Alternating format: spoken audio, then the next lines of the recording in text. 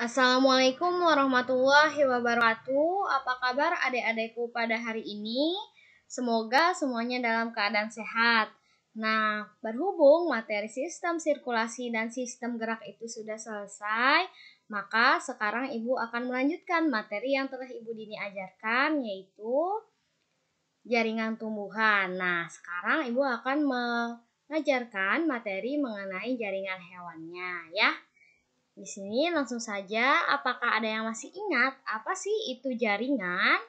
Nah, yang masih ingat boleh banget nanti menjawab di diskusi WhatsApp grup dan juga pada saat nanti di kelas ya, atau dalam pertemuan tatap muka. Oke, nah di sini jaringan adalah gabungan dari sel-sel atau sekelompok sel yang memiliki bentuk dan juga fungsi yang sama. Nah, apakah kalian tahu jaringan apa aja sih yang ada di dalam suatu hewan? Nah, jawabannya itu ada 4 jenis jaringan. Yang pertama ada jaringan epitel, ada jaringan ikat, jaringan otot, dan juga ada jaringan syaraf. Nah, pada pertemuan kali ini kita akan membahas mengenai jaringan epitel dan juga jaringan syaraf ya. Nah, jaringan epitel merupakan jaringan penutup permukaan tubuh tersusun oleh sel yang terikat zat pengikat sehingga hampir tidak ada ruang antar sel. Nah, coba perhatikan di sini ya. Antara sel epitel satu dengan sel epitel lainnya ini sangat berdekatan, hampir tidak ada jarak atau tidak ada rongga. Sehingga ciri-cirinya di sini selnya tersusun rapat. Lalu di sekitar dari nukleus atau inti selnya ini mengandung sel saraf dan juga memiliki kemampuan regenerasi yang tinggi atau memiliki kemampuan memperbanyak diri yang tinggi. Oke, selanjutnya setelah mengetahui ciri-cirinya, pastinya kalian harus mengetahui juga apa sih fungsi dari jaringan epitel tersebut. Yang pertama di sini ada transportasi, yaitu mengangkut zat-zat antar jaringan atau antar rongga. Yang kedua ada absorpsi atau menyerap sari-sari makanan. Lalu yang ketiga itu ada proteksi atau melindungi jaringan yang ada di bawahnya. Sekresi menghasilkan zat atau enzim dari epitelium dan kelenjar. Lalu ekskresi membuang sisa-sisa metabolisme air, karbon dioksida, dan juga mineral. Lalu yang terakhir adalah eksteroreseptor, adalah menerima rangsangan dari lingkungannya. Nah, di sini yang pertama itu ada jaringan epitel berdasarkan letaknya. Yang pertama di sini ada mesotelium. Letaknya di sini ya. Tuh, perhatikan di sini. Berfungsi untuk berbatasan dengan rongga-rongga. Nah, atau batasan dengan rongga. Membatasi rongga ya. Di sini rongga yang satu, rongga yang satunya atau rongga yang lain. Jadi letaknya di sini membatasi rongga. Yang kedua itu ada epidermis, letaknya di sini membatasi dengan lingkungan luar. Sedangkan endotelium ini adalah yang kuning ya. Nih, yang kuning ini berfungsi untuk membatasi dengan lingkungan dalam. Jadi kalian harus ingat, mesotelium untuk membatasi dengan rongga, sedangkan epidermis membatasi dengan lingkungan luar. Endotelium membatasi dengan organ dalam. Oke, next. Berdasarkan bentuknya, jaringan epitel ini dibagi menjadi 3. Ada epitel pipih, ada epitel kubus, dan juga epitel silindris. Nah, epitel pipih ini pasti bentuknya memipih ya, atau di sini seperti gepeng, memipih ya. Lalu kalau kubus pasti bentuknya menyerupai kubus. Sedangkan silindris ini bentuknya menyerupai kubus, tetapi di sini sel-sel epitelnya lebih tinggi-tinggi atau memanjang. Next. Nah, di sini jaringan epitel berdasarkan jumlah lapisannya itu dapat dibagi 2. Yang pertama itu ada epitel simplex atau tersusun atas satu lapis sel. Lalu ada epitel kompleks tersusun atas beberapa lapis sel atau lebih dari satu lapis sel. Nah, ini di sini kita bahas yang epitel simpleks dulu ya. Tersusun yang pertama itu ada epitel pipih selapis. Nah, di sini hanya ada satu lapis sel epitel pipihnya. Yang kedua ada epitel kubus selapis. Nah, di sini coba kalian hitung. Benar kan? Hanya ada satu lapis sel epitel kubus. Lalu di sini ada epitel selindris selapis. Nah, di sini juga hanya terdapat satu sel saja atau selapis sel saja ya. Nah, sedangkan kita bahas yang kedua yaitu epitel kompleks tersusun atas beberapa lapis sel. Nah, di sini yang pertama ada epitel pipih berlapis, berarti lebih dari satu lapis. Nah, nih di sini ya epitel pipihnya tuh. Lebih dari satu lapis, 1, 2, 3 dan seterusnya. Lalu yang kedua di sini ada epitel kubus berlapis. Nah, ini menyerupai kubus ya, dan juga lapisan selnya itu lebih dari satu. Ini 1, 2 dan juga di sini ada yang 3. Oke, yang ketiga di sini ada epitel selindris berlapis. Nah, di sini epitel selindrisnya itu ada beberapa lapis sel dan juga ada epitel transisional. Nah, apa sih Bu transisional? Transisi yaitu epitel yang memiliki transisi antara epitel pipih berlapis dan juga epitel selindris berlapis. Jadi, di dalam epitel transisional itu terdiri dari dua bentuk sel epitel, yaitu ada epitel pipih dan juga epitel selindris berlapis. Nah, sampai sini apakah ada yang ingin ditanyakan dulu? Kalau ada yang ingin ditanyakan, nanti kita diskusi ya di grup WhatsApp. Nah, kita bahas nih satu persatu ya. Epitel pipih selapis atau epitel squamosa simplex memiliki letaknya di semua pembuluh darah, pembuluh limpa, kapsula Bowman ginjal, alveolus paru-paru, dan pipi bagian dalam. Karakteristiknya atau ciri-cirinya bentuk sel-selnya pipi, terdiri dari satu lapis sel dan inti berbentuk bulat telur terletak di tengah sel. Nah, selnya itu hanya ada satu lapis ya, terdiri dari satu lapis sel, intinya berbentuk bulat telur terletak di tengah. Bentuk selnya juga pipi. Fungsinya untuk proses difusi dan osmosis serta filtrasi. Nah, di sini misalnya berbentuk bulat telur ada di tengah ini ya. Lalu ada di sekitarnya itu ada epitel pipih selapis. Ini epitel pipihnya ya. Mipih. Oke, next di sini ada epitel kubus selapis atau epitel kuboid simplex. Nah, letaknya ditemukan di kelenjar ludah dan kelenjar tiroid, serta dapat ditemukan pada lensa mata dan permukaan luar ovarium. Nah, ciri-ciri atau karakteristiknya ini tersusun oleh selapis sel-sel epitel berbentuk kubus dan inti sel berbentuk bulat, terletak di tengah sel. Nah, di sini ya bentuknya itu menyerupai kubus. Nah, jumlahnya selapis sel. Nah, di sini ada ini inti selnya berbentuk bulat di tengah sel letaknya. Fungsinya adalah untuk absorpsi dan sekresi. Nah, di sini sebagaimana tadi yang sudah dijelaskan ya, nukleusnya itu ada di tengah berbentuk bulat. Nah, di sini di sekitaran nukleusnya itu ada sitoplasma dan juga ada sel epitel kubusnya. Nah, ini kan sel epitel kubusnya nih. Ini sel epitel kubus, sel epitel kubus. Nah, ya, dimana jika ada sekumpulan sel epitel kubus membentuk jaringan epitel kubus ya gitu. Nah, selanjutnya di sini ada epitel selindris selapis. Nah, karakteristik atau ciri-cirinya adalah tersusun atas sel-sel selindris dengan inti sel berbentuk bulat telur terletak di bagian basal sel. Oke, letaknya pada lambung dan usus, hidung, uterus, dan saluran Fallopi. berfungsi dalam proses absorpsi. Nah, di sini ya ini sel epitel selindris lapisnya nih. Nih, tuh. Nih sel epitel selindris berlapis yang panjang-panjang, terdapat inti sel atau nukleus berbentuk bulat telur, letaknya di basal nih ya nukleusnya.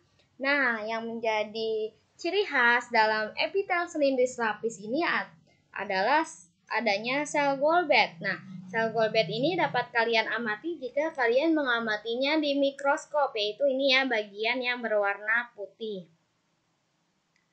Mana ini kursornya nih? Nah, pokoknya ini yang ditunjukkan oleh panahnya itu ya. Nih, yang ditunjukkan oleh panahnya itu adalah sel Goldberg. Nah, Bu, apa sih sel Goldberg itu? Sel Goldberg merupakan kelenjar uniseluler yang menyekresi mukus. Nah, mukus itu apa? Lendir. Nah, berarti kelenjar yang berfungsi menyekresi mukus atau lendir untuk mengelumasi permukaan organ dalam. Nah, sini kita bahas contohnya, yaitu epitel selindris yang terdapat dalam usus 12 jari terdapat sel Goldberg untuk melumasi usus agar tetap lembab. Lalu yang kedua yaitu ada epitel selindris yang terdapat dalam hidung, uterus, dan saluran parofi ini memiliki silia ya. Saluran parofi yang memiliki silia menyebabkan ovum ini bergerak menuju uterus ya, di mana gerakan silia ini menyebabkan mukus atau lendir yang disekresi oleh sel-sel Goldberg pada epitel tersebut mengalir menurut arah gerakan silia. Nah, contohnya di sini ada di hidung ya. Hidung kan memiliki rambut-rambut halus atau silia. Nah, apabila ada mukus yang disekresi oleh sel Goldberg ya, disekresi oleh kelenjar sel Goldberg ini, maka si mukus atau lendir tersebut akan mengikuti saluran atau arah dari gerakan silia tersebut. Nah, oke. Sampai sini apakah bisa dimengerti? Jika ada yang belum dimengerti, nanti kita diskusikan di WhatsApp group. Selanjutnya di sini ada epitel pipi berlapis atau epitel squamosa kompleks, berarti lebih dari satu sel ya. Atau epitel pipi berlapis banyak nih, epitel pipinya lebih dari satu lapis sel. Nah, letaknya ini terletak di permukaan luar kulit, permukaan dalam esofagus, rongga mulut, dan juga vagina dan anus.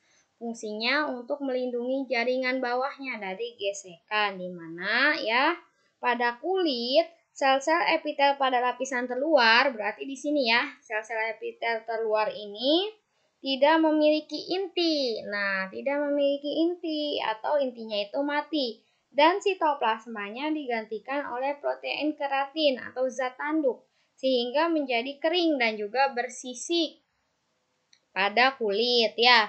Nah, sel-sel epitel mati tersebut dapat mengelupas dan digantikan oleh sel-sel epitel yang ada di bawahnya. Jika mengalami gesekan yang keras terus-menerus, misalnya karena melakukan aktivitas yang teratur, seperti mencangkul, menggali permukaan luar kulit telapak tangan, dapat mengalami penebalan lapisan keratin atau kapalan. Nah, jangankan ya yang menggali atau mencangkul, ibu saja pernah mengalami kapalan, yaitu pada saat menulis terus-menerus. Nah, di situ di telapak tangannya bisa mengalami kapalan. Oke, next ya. Yang kedua ada epitel kubus berlapis atau epitel kuboid kompleks. Nah, di sini dapat dilihat di gambarnya ada epitel kubus berlapis banyak, tidak hanya satu lapis sel ya. Nah, epitel kubus berlapis adalah epitel yang tersusun lebih dari satu lapis sel-sel kubus. Lapisan terluarnya memipih, sedangkan lapisan dalam selnya berbentuk kubus. Nah, ini ya lapisan terluarnya itu tampak nipih, tapi yang di dalamnya ini memiliki berbentuk kubus. Fungsinya menyekresi sel telur, di mana letaknya ini terdapat pada kelenjar keringat dan ovarium. Nah, yang berfungsi untuk menyekresi sel telur itu apabila sel epitel kubus berlapisnya ini ada di kelenjar ovarium. Next ya. Yang ketiga di sini ada epitel silindris berlapis atau epitel kolumner kompleks. Nah, di sini epitel silindris berlapis banyak. Lihat di gambarnya yang berbentuk silindris pada bagian permukaannya saja. Lapisan bawahnya tersusun atas sel-sel berbentuk kubus atau tidak beraturan. Nah, jadi di sini ya yang memiliki bentuk silindris, sedangkan bawahnya ini ada yang memiliki bentuk kubus seperti ini nih, berbentuk kubus, ada yang bentuknya itu tidak beraturan seperti ini ya. Tetapi bagian atasnya ini memiliki bentuk silindris atau memanjang. Letaknya di uretra, kelenjar ludah, dan juga kelenjar susu. Nah, fungsinya untuk sekresi dan juga ekskresi. Seperti itu. Next ya. Di sini ada epitel transisional. Nah, ini dia epitel transisionalnya. Jadi terdiri dari dua macam bentuk atau merupakan peralihan antara epitel pipi berlapis dan epitel silindris berlapis, dan memiliki lapisan yang sulit ditentukan bentuknya. Jadi ada yang berbentuk epitel pipi seperti ini ya, epitel pipi nih, epitel pipi tuh lapisan 1, 2 ini epitel pipi. Lalu ada epitel silindris nih, epitel silindris ini yang bawahnya nih, epitel silindris. Dan ada juga yang sulit ditentukan bentuknya. Nah, seperti ini nih, sulit ditentukan bentuknya nih. Tuh ya. Fungsinya untuk memberikan ruang untuk penyimpanan. Terdapat pada rongga yang memiliki organ yang memiliki rongga yang volumenya berubah-ubah, contohnya kantung kemih, ureter, ginjal, dan juga serviks. Nah, di sini kantung kemih nih contohnya, memberikan ruang untuk penyimpanan. Jadi ketika dalam kantung kemih itu urinnya penuh, maka kantung kemih itu akan membesar. Nah, jika urinnya terkeluarkan ya, maka kantung kemih itu akan mengecil. Maka di sini memiliki organ berongga yang volumenya berubah-ubah. Nah, seperti itu. Oke, selanjutnya sebelum ke jaringan saraf, apakah bisa dimengerti? Jika ada yang belum dipahami, boleh kita diskusikan bersama-sama ya. Kita beralih ke jaringan saraf. Selanjutnya di sini, jaringan saraf merupakan jaringan yang berfungsi mengantarkan rangsang dari luar tubuh menuju sistem saraf atau meneruskan perintah dari pusat sistem saraf ke suatu organ tertentu sebagai tanggapan atas adanya rangsang. Nah, ini ya sistem saraf itu kurang lebih bentuknya seperti ini. Nah, sel saraf atau jaringan saraf tersusun atas sel-sel saraf yang disebut dengan neuron. Jadi, jaringan saraf tersusun atas sel-sel saraf yang disebut neuron. Nah, tiap neuron ini terdiri atas badan sel dengan inti di tengahnya. Selain itu juga ada akson dan juga ada dendrit. Jadi badan sel itu yang mana, Bu? Ini dia badan sel yang memiliki inti di tengahnya atau nukleus ya. Akson dan dendrit merupakan penjuluran sitoplasma yang membentuk serabut saraf nih ya. Penjuluran sitoplasma makanya beradanya di sini. Dendrit dan juga akson ya yang membentuk serabut saraf. Dendrit ya merupakan serabut saraf bercabang yang menerima rangsang dan menyampaikannya ke badan sel. Jadi menerima rangsang dendrit itu dari apa ini namanya? Menerima rangsang dari sel-sel lain ya dan menyampaikannya ke badan sel ke sini. Lalu ya akson merupakan serabut saraf yang mengantarkan rangsang dari badan sel ke neuron lain. Jadi kalau dendrit itu menerima rangsang dari sel-sel atau organ-organ lain dan disampaikan ke badan sel, serta kalau akson ini menerima rangsang ya atau mengantarkan rangsang dari badan sel ke neuron lainnya. Seringkali akson diselubungi oleh sel sacuan. Nah, ini ya sel sacuan. Selubung akson tersebut dinamakan selubung myelin. Nah, di sini jadi akson ini diselubungi oleh selubung myelin. Ini yang warna kuning ya. Jadi akson ini diselubungi oleh selubung mielin. Batas antar sel sacuan disebut nodus Ranvier. Nah, ini ya, batas dari sel sacuan ini dinamakan nodus Ranvier. Ini letaknya di sini, nodus Ranvier. Nah, ujung akson akan berhubungan dengan ujung dendrit atau organ reseptor melalui suatu bagian yang disebut sinapsis. Nah, di sini. Jadi, ujung dari akson ini akan berhubungan dengan ujung dendrit atau organ reseptor melalui bagian yang disebut sinapsis. Jadi, di sini ya. Sinapsis. Melalui sinapsis inilah terjadi penghantaran rangsang dari satu neuron ke neuron lain dan ke reseptor. Oke, sampai sini apakah paham?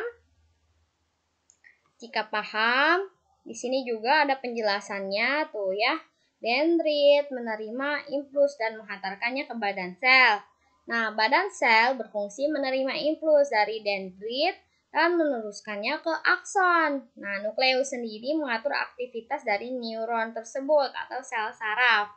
Nah, akson menerima impuls dari badan sel dan mengantarkannya ke sel saraf lain melalui sinapsis. Nodus Ranvier mempercepat penghantaran impuls. Sel sacuan menyediakan makanan untuk akson atau menyediakan nutrisi, sedangkan selubung mielin ini melindungi akson dan memberi nutrisi untuk neuron. Oke. Nah, di sini ada jenis-jenis jaringan saraf dan juga fungsinya. Yang pertama itu ada neuron sensorik, di mana menghantarkan impuls atau rangsang dari reseptor ke sistem saraf pusat. Nah, organnya adalah alat indera. Yang kedua, ada neuron motorik, menghantarkan impuls atau rangsang dari sistem saraf pusat ke efektor. Organnya adalah otot dan juga kelenjar. Lalu ada neuron asosiasi, yaitu menghubungkan antara neuron sensorik dan juga neuron motorik, terdiri dari otak dan juga sumsum tulang belakang. Oke, thank you. Sekian penjelasan mengenai jaringan epitel dan juga jaringan syaraf ya. Apabila ada yang kurang dimengerti atau belum dipahami, kita bahas bersama-sama di diskusi. Sekian penjelasan dari Ibu, kurang lebihnya mohon maaf. Wassalamualaikum warahmatullahi wabarakatuh.